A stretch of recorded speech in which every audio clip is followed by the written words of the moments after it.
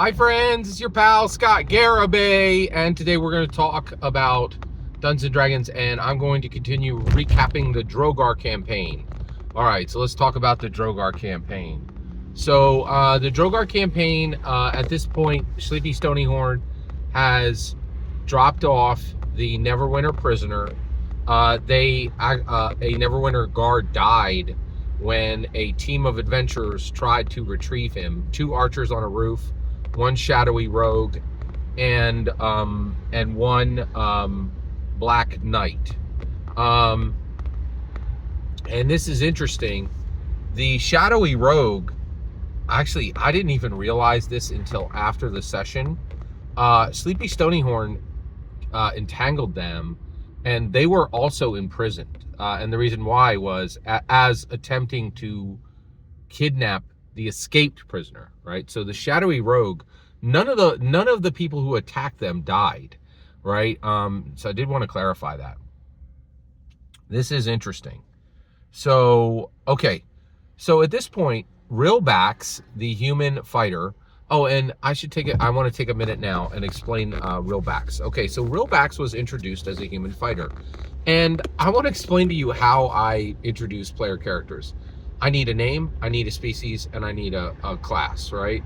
And this is not just like, I do the same thing you do. Like, I don't name the bartender in an inn until they stay there a second night. You know what I mean? Like, so, but I'm talking if I'm going to have a non-player character that I know is going to interact with the players, that's all I do: species, name, and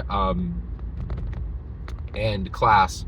And I should say, I know their alignment, but I don't know their alignment. I know their alignment of good, neutral, or evil. And by the way, I never use neutral. I've never used a neutral non-player character in my entire life. I don't find them interesting.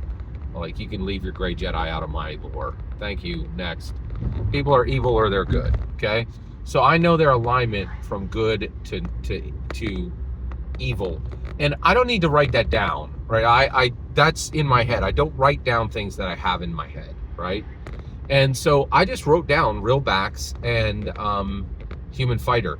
And the other thing is, one of the reasons why I don't like build beyond that, and that's enough to brush them up against a player character, is because at that point, like, they may die. Like, Chella died like within in the second she was introduced in session 2, died in session 3, and I did not know that. I did not know she was going to die, and I play to find out. I'm not playing to fulfill. I think other game masters would have kept her alive, and that's one of the reasons why fudging sucks, right? One of the reasons why, by the way, never ever sit down with any dungeon master who has told you they fudge. So, and I'm going to tell this, yeah. So, one, if you fudge, don't tell people. Do not tell people. That is a bad idea. And frankly, you should never be fudging, okay? Ideally, don't fudge, right? But if you do fudge, don't tell people you fudge. Good Lord, but I need you to understand this. You're just saying, hey, wait until I lie to you. When would you say that to anyone? Like, and Naigobi just said that on one of her videos. Hey, wait until I lie to you, players. Why would you tell anyone that, right? Like, it's such a bad idea. Sorry, let me stay focused. All right. So Rilbax is a human fighter, okay? Only after Rilbax became alive and actually became a useful ally, right? To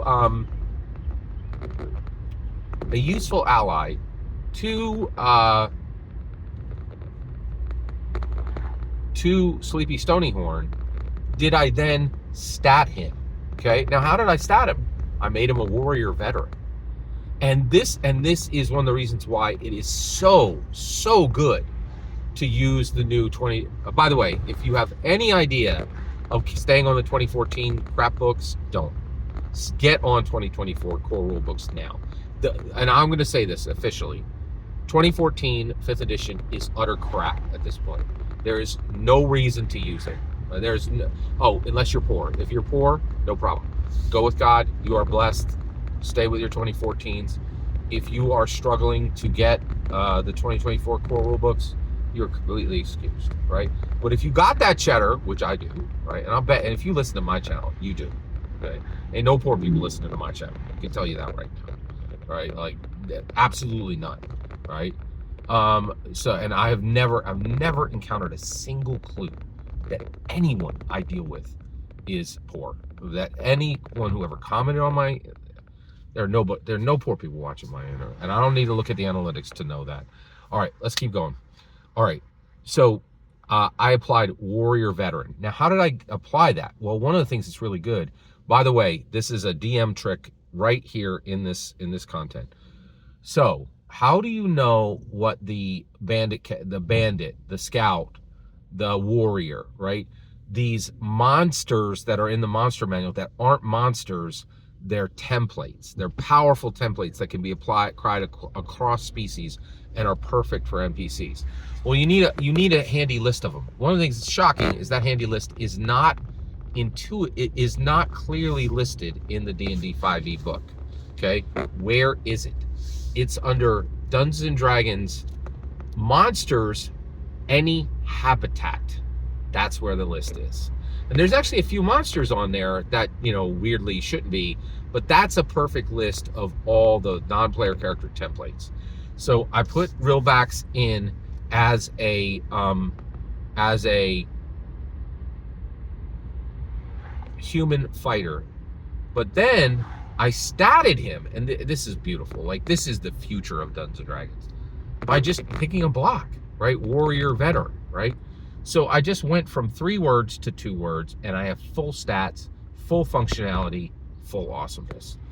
Dungeons and Dragons rocks, and I'm so blessed to be able to share this with you. I'm doing a terrible job of recapping this because I'm taking all the time in the world. And the reason why I'm doing that is I'm just loving telling you about physical table D&D with every single thing I love in it. And I just can't shut up about it. And I'm sorry I'm going on so long in these recaps, but I appreciate your patience. Every single word you just heard is my humble opinion. The important part is when I get to hear your humble opinion, when you get in the comments and send your traffic.